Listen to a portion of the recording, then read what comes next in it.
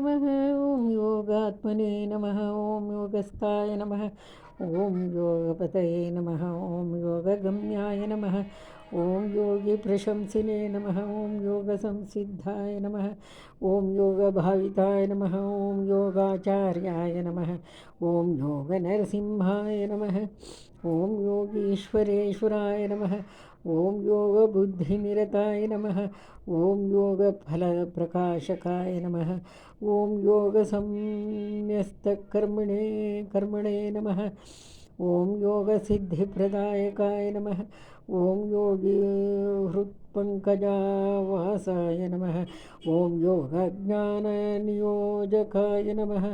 ॐ योगमार्गप्रवर्तकाय नमः ॐ योगचर्याप्रवर्तकाय नमः